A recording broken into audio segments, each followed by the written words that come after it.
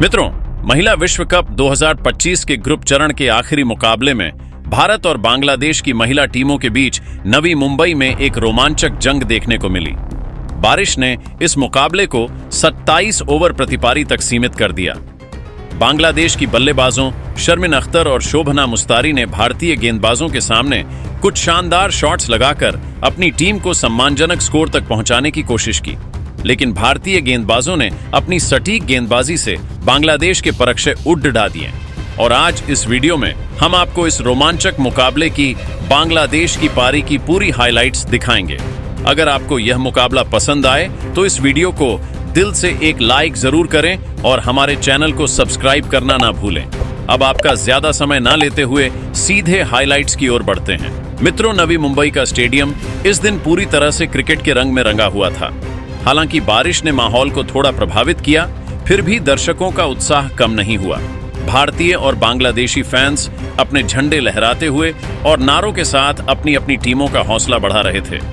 बारिश की वजह से मैदान गीला था, जिससे पिच पर तेज गेंदबाजों को शुरुआती मदद मिलने की उम्मीद थी।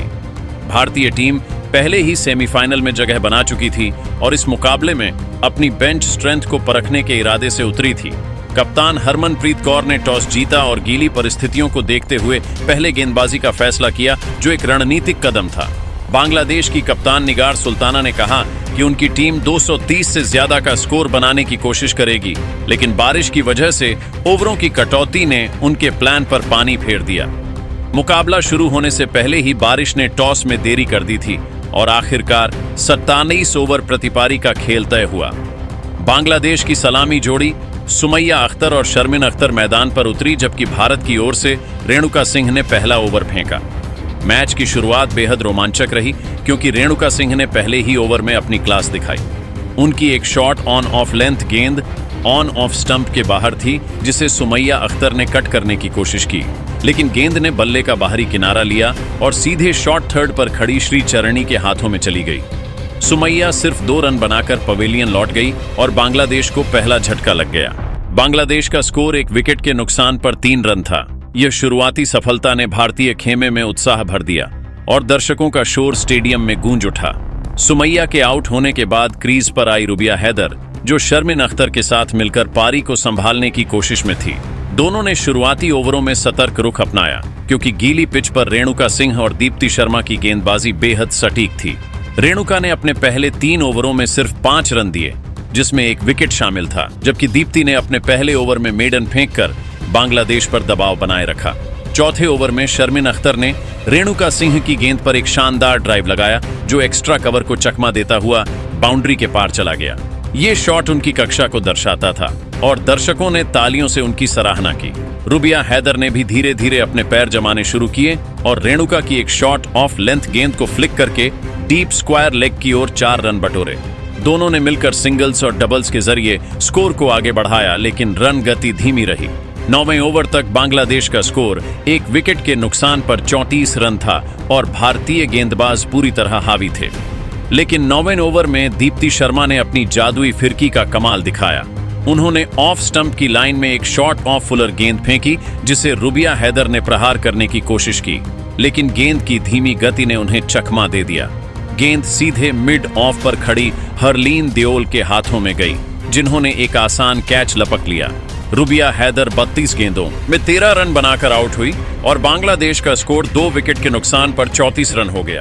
यह विकेट भारतीय टीम के लिए एक बड़ा मोड़ था, क्योंकि बांग्लादेश की पारी अब दबाव में थी। रुबिया के आउट होने के बाद क्रीज पर आई बांग्लादेश की कप्तान निगार सुल्ताना, जो अपनी अनुभवी बल्लेबाजी के लिए जानी जाती है। शर्मिन अख्तर और निगार ने मिलकर पारी को संभालने की कोशिश की, लेकिन भारतीय गेंदबाजों ने उन्हें खुलकर खेलने का मौका नहीं दिया। श्रीचरणी ने अपने पहले 4 ओवरों में सिर्फ 9 रन दिए, जिससे उनकी कसी हुई गेंदबाजी का पता चलता है। शर्मिन ने 14वें ओवर में श्रीचरणी की एक फुलर गेंद को डीप मिड विकेट की ओर स्वीप करके 1 रन लिया, जबकि निगार ने राधा यादव की एक हाई फुल टॉस को डीप मिड विकेट की ओर पुल करके सिंगल लिया। दोनों ने सिंगल्स और डबल्स के जरिए स्कोर को धीरे धीरे आगे बढ़ाया, लेकिन रणगति 3.5 के आसपास ही रही।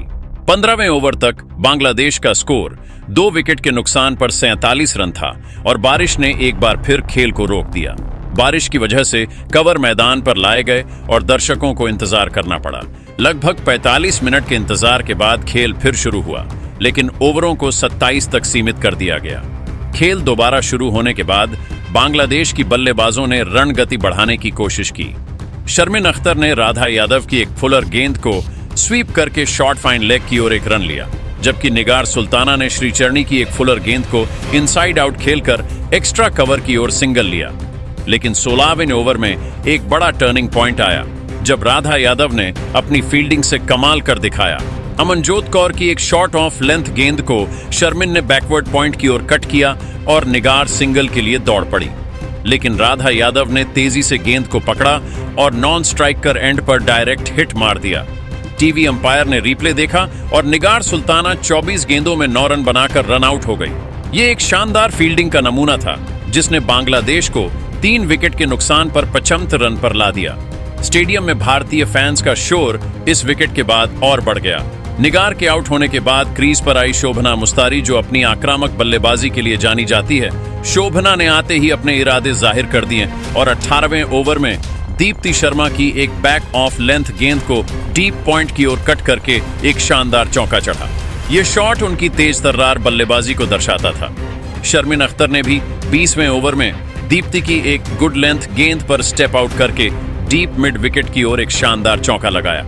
इस शॉट के दौरान प्रतिका रावल ने गेंद को रोकने की कोशिश की, लेकिन गेंद टप्पा खाकर दूसरी ओर मुड़ गई और इस प्रयास में प्रतिका को टखने में चोट लग गई। उन्हें दर्द में कराहते देख फिजियो को मैदान पर बुलाया गया और उनकी जगह अरुंधति रेड्डी को मैदान पर उतारा गया। शोभना ने 20वें ओवर में दीप्ति की एक और फुलर गेंद को एक्स्ट्रा कवर के ऊपर से लॉफ्टेड शॉट खेलकर एक और चौका बटोरा, जिससे बांग्लादेश की रनगति में थोड़ा इजाफा हुआ।